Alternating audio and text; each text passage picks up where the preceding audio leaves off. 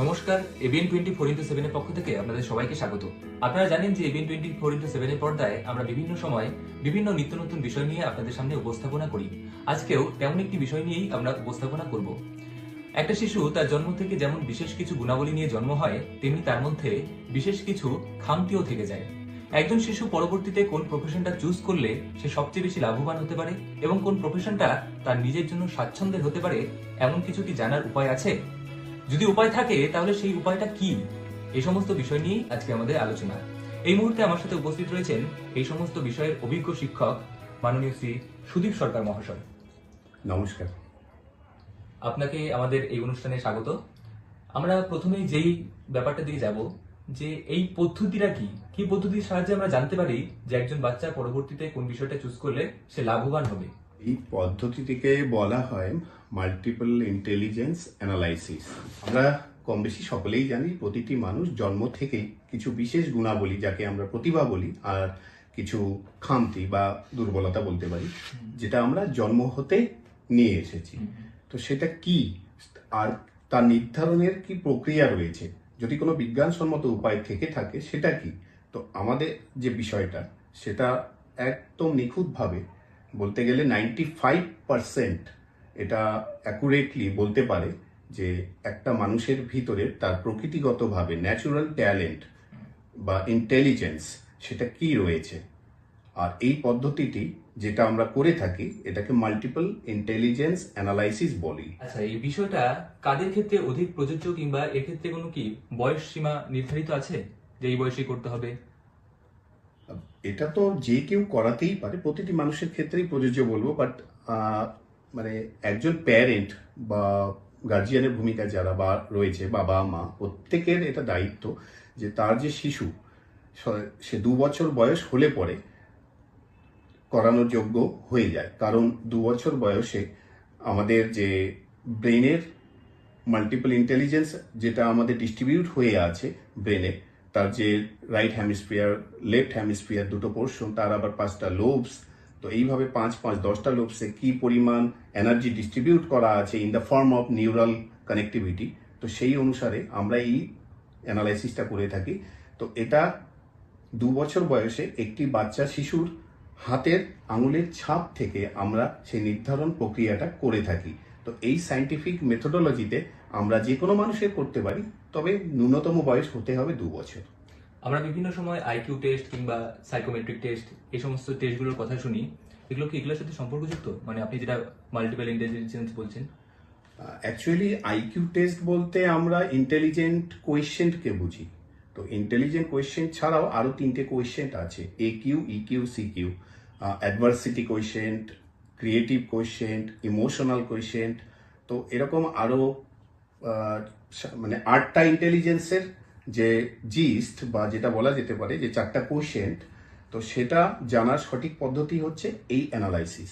আর শুধুমাত্র IQ test যেটা, সেটা সামান্য একটু আংশিক নির্ধারণ হয়, বা অনেক ক্ষেত্রে বাবা মায়েরা কি করে যে আমার ছেলে নাম্বার বেশি পেলো বা অঙ্কে হয়তো বেশি পেয়েছে বা মার্কস বেশি পেয়েছে, আমরা হয়তো ডিক্লেয়ার করে দিই বা ভেবে নিই যে ওর আইকিউটা ভালো।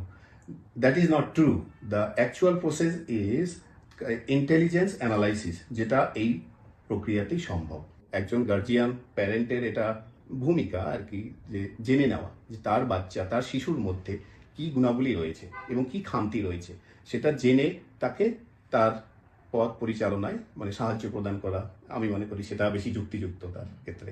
আপনি একটা কথা বললেন যে এই সমস্ত বিষয়গুলো বাইরের দেশগুলোতে খুব প্রচলিত, আমাদের এখানে এখন অতটা প্রচলিত হয়নি।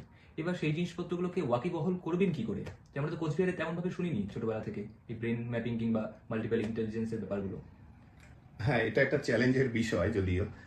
তবে আমি মনে করি যে ইনফরমেশন টেকনোলজি আমাদের কাছে, সবার কাছে অপার সুযোগ করে দিচ্ছে জানার জন্য। তো আবার ওভারলোডিং ইনফরমেশনও রয়েছে একটা চ্যালেঞ্জের, যদিও সবাই ডুবে আছে।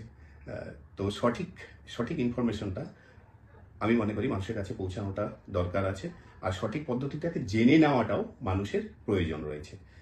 যাই হোক, এই মাল্টিপল ইন্টেলিজেন্স অ্যানালাইসিস যে আমাদের বিষয়টা, সেটা মূলত টিয়ার 1 কান্ট্রি যারা রয়েছে তাদের এটা প্রাধান্য বহু পূর্বেই, সেটা আজ থেকে 40-50 বছর আগে থেকেই শুরু হয়ে গেছে, করছে তারা তাদের বিভিন্ন প্রোগ্রামিং, তাদের স্পোর্টস, তাদের এডুকেশন, তাদের বিভিন্ন রকম ফিল্ডে তারা এটা অ্যাপ্লাই করে থাকে।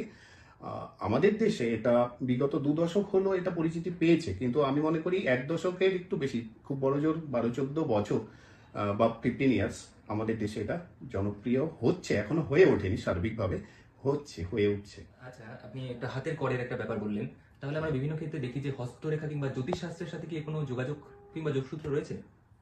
জ্যোতিষশাস্ত্র বা অ্যাস্ট্রোলজি বিষয়টা টোটালি ডিফারেন্ট একটা, ওটা ডিফারেন্ট, আমাদের এটা ডিফারেন্ট। আপনি হয়তো নাম শুনে থাকবেন, বেসিক্যালি যারা বেসিক এডুকেশন করেছেন, বিএড করেছেন, ডিএলএড করেছেন বা মাস্টার অফ এডুকেশন করেছেন, তাদের তো অবশ্যই এটা পড়াই থাকে, এটা জানাই থাকে যে হাওয়ার্ড গার্ডনারের থিওরি বা মাল্টিপল ইন্টেলিজেন্স থিওরি, সেখানে উল্লেখ করাই আছে, তাদের এটা পাঠ্য পড়তেই হয়, তো সেখানে উল্লেখ হয়েছে। আমাদের রিসার্চটা হাওয়ার্ড গার্ডনারের, ডক্টর হাওয়ার্ড গার্ডনার, ওনার রিসার্চ বেসড করে এই পদ্ধতিটা অবলম্বন করা হয়েছে। আপনার দর্শকদের জন্য কি বার্তা দিবেন? মূলত এটাই বলবো, যারা গার্জিয়ান মানে বাবা মার ভূমিকায় রয়েছে, প্রতিটি পিতামাতার প্রতি এটা আমার একটি বিনম্র অনুরোধ যে তার শিশুকে তার প্রকৃতিগতভাবে চিনে নেওয়াটা, এটা হচ্ছে প্রধান ভূমিকা। কারণ আমরা একটা বয়সের পরে উপলব্ধি করতে পারি যে আমার ছেলেটা তো এরকম ছিল না, এখন কেন এরকম হলো, আচ্ছা এটা তো করার কথা না, এটা কেন করছে, আগে এটা করতো এখন এটা করে না। তো এই যে বিষয়গুলো, এই যে বিহেভিয়ারাল চেঞ্জ বা ওর মধ্যে যে ক্যারেক্টারিস্টিক প্যাটার্ন, যে চেঞ্জগুলো আসছে, সেগুলোতে আর মানে নতুন তাদের কাছে মানে একটা বিস্তর কিছু ফারাক, সেটা তারা করতে পারবে না। তারা বুঝতে পারবে যে কেন এটা হচ্ছে ওর মধ্যে, কারণ তার প্রকৃতিগতভাবে তার নিহিত যে শক্তি রয়েছে, যে ট্যালেন্ট রয়েছে, সেটা কীরকম, সেটা কিসের উপরে বেস করছে এবং সেটা কোন দিকে সাপোর্ট করছে। আর সেই ট্যালেন্টকে ফলো করে যদি শিশুকে বাবা মা হেল্প করে, যে তাহলে আমি ভাবি যে প্রত্যেকটি মানুষের, প্রত্যেকটি বাচ্চার ভবিষ্যৎ সুন্দর হবে এবং সবচেয়ে বড় কথা মানে মানে একটা খুশি বা হাসি খুশি পূর্ণ একটা জীবন হবে। অর্থ উপার্জন তো করবেই সকলেই, কম আর বেশি, কিন্তু আমি মনে করি অর্থের চেয়ে বেশি মানে satisfaction is greater than success. মানে কাজটা করে সে খুশি অনুভব করছে কিনা। হ্যাঁ, সেই যে খুশি হওয়াটা, কারণ আমরা বেশিরভাগ মানুষ কি করছি, আমাদের যে পোটেনশিয়াল বা আমাদের যে ট্যালেন্ট, সেটার যদি বিরুদ্ধে হয় বা সেটাকে ফলো করে না হয়, তাহলে আমরা সেই কাজটা করতে পছন্দ মানে খুশি অনুভব করব না, হাঁপিয়ে যাব, কখন 4টা বাজবে, কখন ছুটি হবে, শনিবার কবে আসবে, তো রবিবারের অপেক্ষায় থাকবো, মানে যেটা বেশিরভাগ মানুষের সাথেই হচ্ছে, প্রতিটি ক্ষেত্রেই হচ্ছে। অ্যাকুরেটলি মানে মোর প্রিসাইজলি বলতে গেলে 97% কেসে এটা হচ্ছে, এটা ওভার ক্ষেত্রে। আচ্ছা, যাই হোক, এবার আমরা লাস্ট একটা কথায় আসবো যে এই ব্রেন ম্যাপিং কিংবা মাল্টিপল ইন্টেলিজেন্স বিষয়গুলো যদি জানতে চায়, তাহলে কোচবিহারের মানুষ কি করে জানবে? যেহেতু এটা নিয়ে কাজ শুরু করেছি, আমরাও চাইছি যে মানুষ এটা জানুক, তো সেইভাবে এখনো আমরা কোনো প্রচার বা করে উঠতে পারিনি, নতুন বিষয়টা এখনো অনেকে জানে না। তো চাইবো আপনাদের মতো প্ল্যাটফর্ম আছে, সরাসরি তারা যোগাযোগ করুক, একদম সরাসরি যোগাযোগ করুক, আমরা তারপরে কি করার, কি প্রয়োজনীয়তা আছে, কিভাবে হয়, সমস্ত কিছু তাদেরকে গাইড করব। তাহলে আমরা এতক্ষণ শুনে নিলাম মাল্টিপল ইন্টেলিজেন্সের সম্পর্কে, এবং আমাদের সাথে উপস্থিত ছিলেন, অনেকক্ষণ সময় দিলেন তিনি, সুদীপ সরকার মহাশয়। আপনারা অবশ্যই তার সাথে যোগাযোগ করতে পারেন যারা এই মাল্টিপল ইন্টেলিজেন্স সম্পর্কে ইন্টারেস্ট রাখেন এবং গোটা বিষয় সম্পর্কে আপনারা বুঝেই গেলেন। সেই মতো যদি কেউ যদি চান তার সাথে যোগাযোগ করবেন, তাহলে অবশ্যই করতে পারেন। ধন্যবাদ।